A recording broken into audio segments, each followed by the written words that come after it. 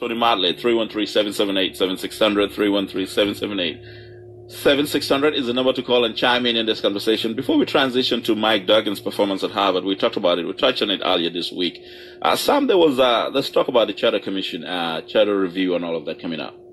Well, yeah, matter of fact, I think the signatures, have to be in at, I think the signatures have to be in by April the 24th or so. Right. And no one even knows that there's a Charter Commission race set. I didn't even know they slated an election for Charter Commission. I haven't seen that. But I do know one thing. The mayor's people are paying people to collect signatures for his candidates.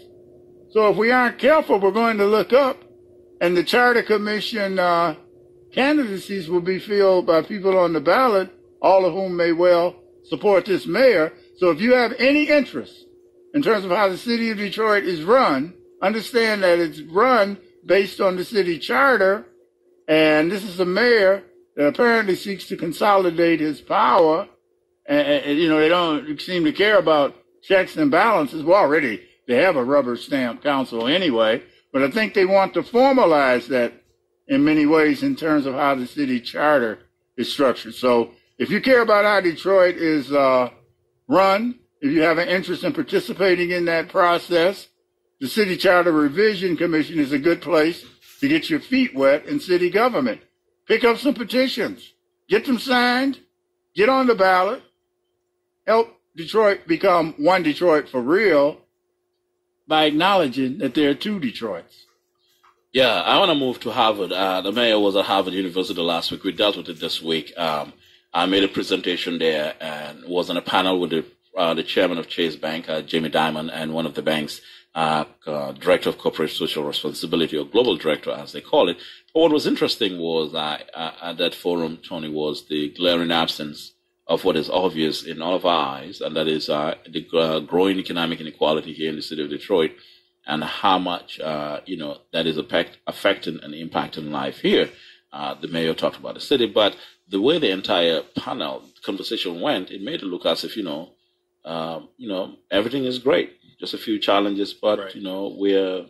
We're moving on. We're moving on to higher heights. They're telling the truth that they're moving on without these other folks, and there's no discussion about it because they're not thinking about that. I think that's the two Detroits. The Detroit that represents the money interests and the nice restaurants and bars and clubs for people that have had good jobs, and then there's the other 70-80% of people that are just left behind with poor transportation, poor places, inadequate places to buy food, inadequate housing, poor city services, and all the rest.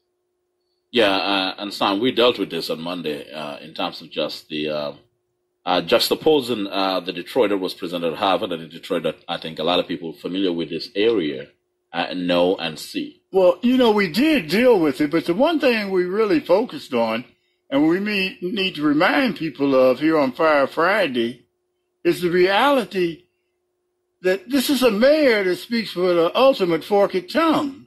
I mean, he speaks one way in Detroit during a State of the City address, and then he goes to Harvard and everything is hunky-dory in Detroit. We do have some issues, he says. He talks about economic segregation. That was pretty strong language for a mayor. That was the resume that was given to Harvard. For a mayor that can't acknowledge that there are two Detroits or that there's significant poverty in Detroit, even as he accepts, a couple of $1 million from the University of Michigan to address issues of poverty. No, this mayor operates in a schizoid fashion politically, and he tailors the message to whatever audience he's before. He loves the national stage. I think he has aspirations to do some things nationally. You think he wants to run for president? Well, if Donald Trump ran, he could certainly run, even though I don't think he has the base Trump has. And you've got to be a little bit on the side of someone. I guess he is, this mayor, come to think about it. But it's not on the side of the 70% of Detroit children that wake up in poverty every day. If a white guy running a black city were to deal and own up to the issues of systemic poverty and racism, wealth inequality in Detroit, and say we've got to do better as a city, state, and nation, he would zoom nationally. Yeah. Instead, he runs from those issues. Like Bill de Blasio out of New York. Yeah, exactly. Yeah. A contrast in mayors. Well, it's funny, Tony, whenever I talk about mayors, I always compare Duggan to Bill de Blasio. Bill de Blasio is far more progressive than Mike Duggan a million times. Bill de Blasio doesn't hold back blows in terms of, I think he declined an invitation to the Trump White House. When they were meeting, he declined the invitation, and Mayor Duggan accepted the invitation. What's the difference? Transactional power. Oh. There we go. That's what it's all about. You think that's what it is? Oh, obviously, because something will happen. Things in Detroit change when a check gets written, unfortunately. That's the track record. That's the history. That's what you look at. You see how buildings that go up or developments that happen, they got strings attached to them. Right. And the people that can't write checks and don't have people that operate in their interest, they don't get any love from the city. Right. One of the things that I observed, though, with the mayor's presentation at Harvard, and I was wondering why that is the case, because I try to read the speeches of politicians, especially with this mayor, since I write about him, to understand where he's coming from. And if you read a lot of his speeches, he hardly uses the word black or African American. He hardly uses it in his State of the City. If he uses it, he's just going to, touch on it quickly and move on right away. That's a great point. He has a post-racial approach to the politics in Detroit. That kind of fallacy that was presented when Obama got elected, he's carrying that mantle forward. He doesn't want to talk about it. He doesn't want to think about it. And he's not going to address it. And we, I guess, people that live in this community allow him to get away with it. But he doesn't deal with it. Everything's good now. And don't look over here. That's what we got right. That's our mayor. Just so you know, Tony Motley for a long time was the producer of American Black Journal. The real Black Journal. The American Black Journal, on public television. During, I remember the heydays of that. In fact, two mayors declined. Archer and Kwame Kilpatrick declined to appear on the American Black Journal when Tony Motley was running it, because I used to look forward to Sundays in the evening. The truth was told. 6 p.m., 6:30 p.m. But this question, Sam, we dealt with this, the absence of using the word black and African American. Because when you listen to the mayor's presentation of Harvard, he said, at the start of the introduction, when the moderator threw him, actually it was a lifeline question, actually. He said, well, your speech on race last year, she said at the State of the City, which was wrong. It was at Mackinac. He said, in your speech on race last year, you talked about this. How did you, she went on and on. And now, from a speaking strategy, that was an opportunity for the mayor to now come in and lay into effect the history of discrimination as it impacts black people and where they are today. But where Duggan went was people of color. You are the mayor of a majority black city. Why don't you go? The moderator just served you up a simple question. Go straight and talk about the history of civil rights movement, talk about the history of blacks and discrimination, give us clear-cut examples, and then you can even come back to the latest New York Times report that says black lives are not moving faster enough. Well, first of all, you're only as competent when you're the mayor, or president for that matter, as the people you surround yourself by. Your positions may shift as your staff shifts. The individual that prepared him for Mackinac may well have not been the same individual or individuals that prepared this mayor for this State of the City address and Harvard. I say that because, again, there's such a stark contrast between his discussion of race at Mackinac and what he did and his presentation at the State of the City address, and then Harvard. There's been some change either in the speechwriter. But why can't we hear the thrust? Why can't we hear something like this from the mayor? This was at Harvard, right? They set it up for you. They asked you to go back on that speech that you gave, the Damascus Experience speech on race and all of that stuff. Why don't you lead off with, you know what? I'm the mayor of a city that is majority black. Mm-hmm. And it's time we say it. Black people have suffered enough in this nation. They've gone through discrimination. They've weathered the storm.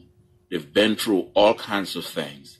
And part of our role as political leaders, like myself, who's been elected in a major black city, is to ensure that Black Lives Matter. If Mike Duggan were to do that, now the skeptics still will say, well, he just played politics, but at least he would give a lot of people reason to want to listen to him more. Am I wrong?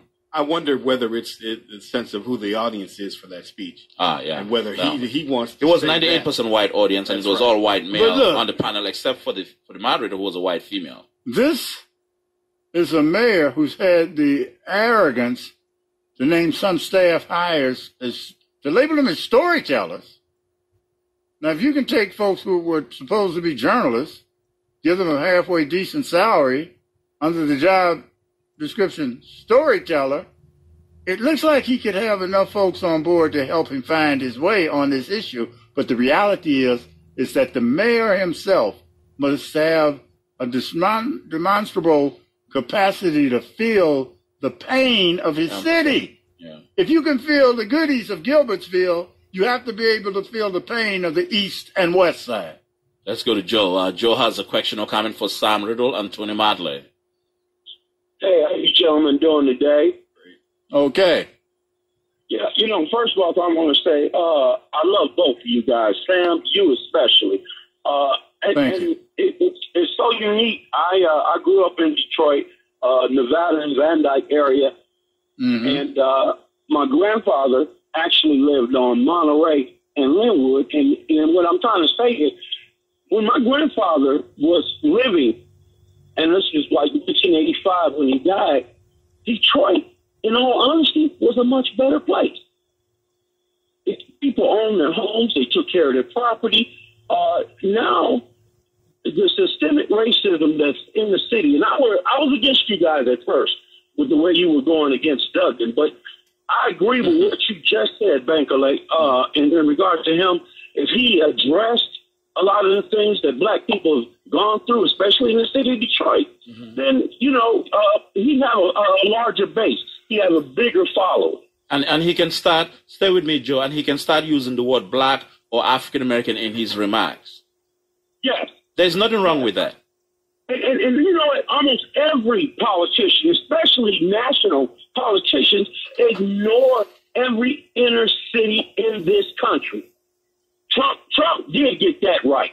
He's not going to do anything about it, but they all ignore the major inner cities, which are 80-90% black. Yeah. Yep. Thank you so much. Go ahead. I agree with you guys. Okay. I agree with you guys so much. Thank you so much, Joe. And just for the record, we are not against Duggan. We just offer legitimate critique on this show. Well, that's what we do. That's an honest question. You've got to ask that question. I mean, this is a Mayor Bankole, and no matter what I may say, I don't hate on the mayor. Yeah. The mayor's a very upfront kind of guy. And I know the meetings I've had with him, he's been very responsive, but that's just, the type of meetings we've had. But if he were to really feel, and I think he's capable of, feel the pain of the other Detroit, the Detroit of the majority What's stopping of the him from people. doing that, Sam? No, really? I really He's been think there for his second term. I think it's impractical political, an impractical political approach to how you be mayor of Detroit. He's only mayor of a minority of Detroit, the money Detroit, Right. the wealth center. You don't have to walk far from the Coleman Young building to find out what it's really like. No, not at all. And not at all. It's confounding that he can't touch the real people and understand what they're going through. If he did that in a concrete manner, he would be on the cover of every national magazine in the country, he needs to. doing something, not dodging the issues, but confronting the issues. And maybe he's not interested. But again, last year when he gave the race speech at Mackinac, I mean, some of us said this was just, he was running for re-election. That's why he did that. And that's probably it was true. simply what it is. It's because, probably true. I mean, if you gave that at Mackinac, why not give the same thing at Harvard? Right. Well, it's not a re-election year. Right. Right. So why not give the same thing at Harvard? Why not use the word black? Why not use the word African American in the lexicon, in what you say? Why don't you talk about the history of black discrimination and what they go through? Why not you talk about, even go to the 6/7 riots?